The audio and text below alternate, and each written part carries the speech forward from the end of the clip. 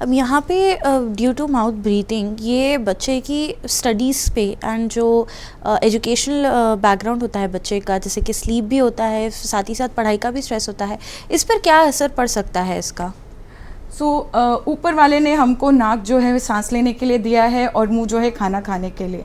अब जब नाक में रुकावट हो जाती है और मुंह से सांस लेने लगता है बच्चा, तो उसके खाने पीने पे असर पड़ता है। बच्चा थोड़ा सा नखरे करने लगता है खाने पीने के मामले में, और नाक में रुकावट होने के कारण रात के समय में नॉइज़ी ब्रीदिंग या खर्राटे जैसी आवाज़ आना शुरू हो जाता है।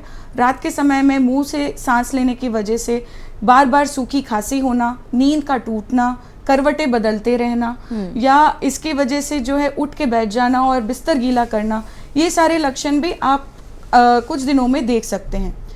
ओवरऑल इसकी वजह से क्या होता है कि जो स्लीप की क्वालिटी है वो जो है कम हो जाती है। तो बच्चा जो सुबह उठ के फ्रेश फील करना चाहिए, वो फ्रेश ना फील करने के बजाय और टायर्ड फील करता है।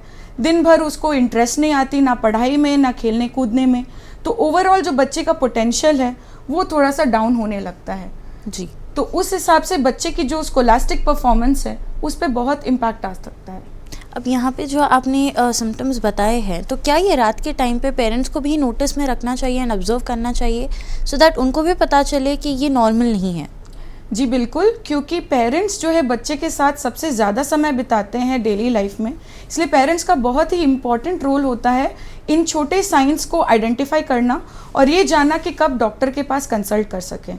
तो अगर आपके बच्चे को रात में नींद बार बार टूट रही है या टूटे बगैर बार बार करवट ले रहा है, खर्राटे की आवाज़ आ रही है, दिन के समय में भी मुंह खुला रख रहा है बच्चा, खाने पीने में नखरे हो रहे हैं, या कान में बार बार दर्द का कंप्लेन कर रहा है, ये सब इंडिकेशन हो सकते हैं कि बच्चे को या नाक की या एडिनॉइड की प्रॉब्लम हो सकती है। जी।